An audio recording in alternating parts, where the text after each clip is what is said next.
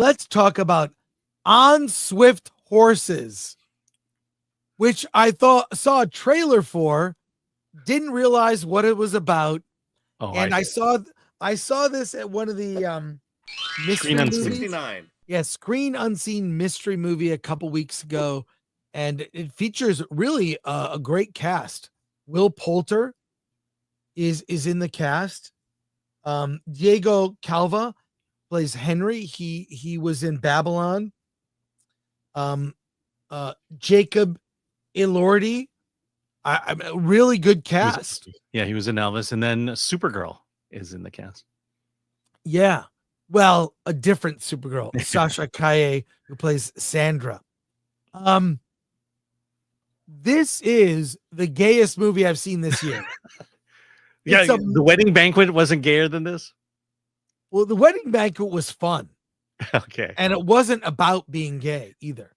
This movie is about gay couples that can't come out. It centers around a married couple played by Daisy Edgar Jones and Will Poulter. They play Muriel and Lee. He proposes to her in the beginning of the movie. His brother is there, and the two get happily married, but there are feelings there. Muriel has feelings for a woman she meets that's very exotic named Sandra, played by Sasha Kaye, and they have a lesbian affair. Julius, played by Jacob Elordi, and has an affair with Henry, Diego Calva.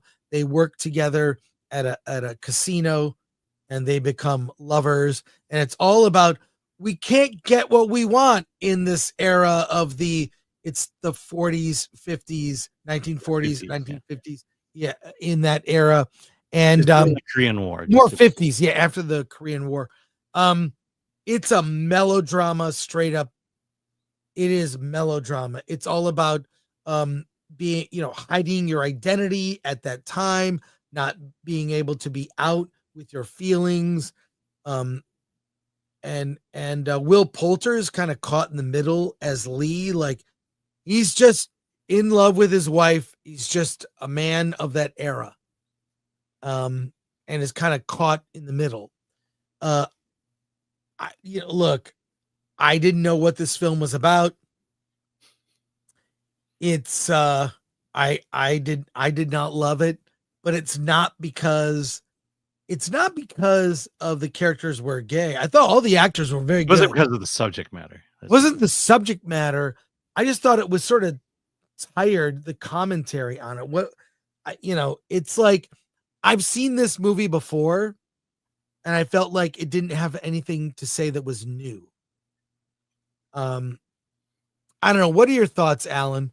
Yeah, I feel the same way. I've been doing this a long time, and this is what gay movies are.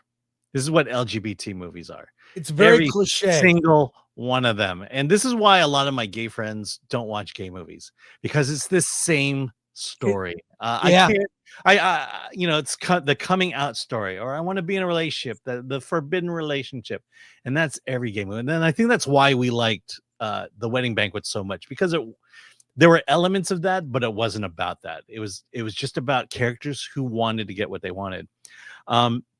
The other thing is, I don't know the sexual orientation of these 5 actors, but the movie felt like it was straight actors playing gay.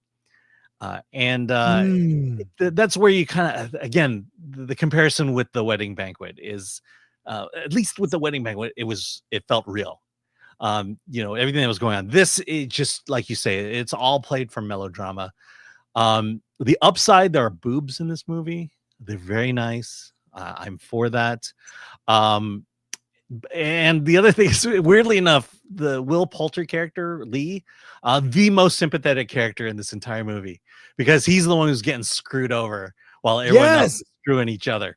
He loves his wife. He wants to build a home for her. He Yeah, wants to build a family with her. That's his goal in this movie. All he wants is to love his wife, build a home, build a family, and somehow he's the asshole for just and she is having a secret affair with another woman who is, as soon as she entered, I'm like, oh, she's like, I Yeah. knew what was going to happen. And you're right. What's funny, what you said earlier, I have gay friends that do not like gay movies.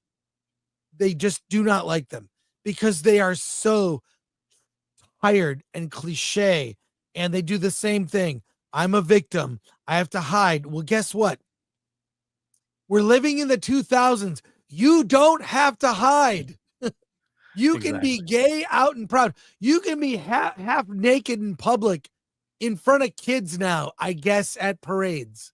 So, none of this resonates. It's now, I'm sure it's true to the era, but it, like, movies that are period pieces now are usually commenting on the present.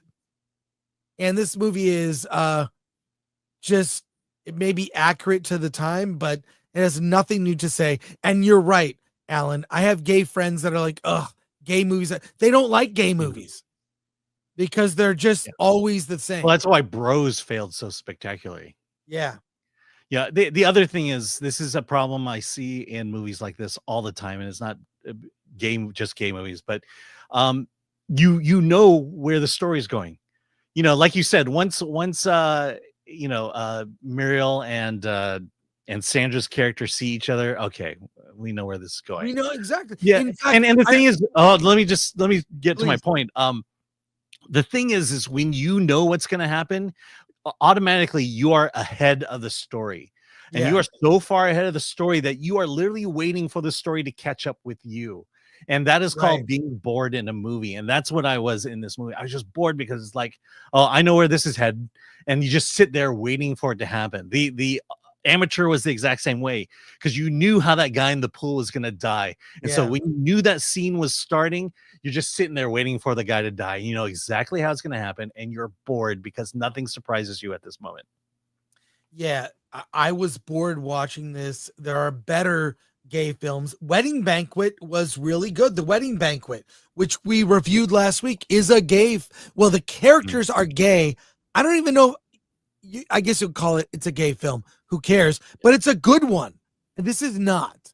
So see The Wedding Banquet. In fact, I remember when Bros came out, we have a writer who is gay, who writes for Film Thread, who refused to review Bros. Refused. Was like, no, I'm not reviewing it. In fact, I'm not seeing it. So I do not recommend On Swift Horses. Alan, what about you? Yeah, no. If you're gonna do something that everyone else has done, you have to somehow figure out how to transcend the genre. And this movie doesn't even try to do that.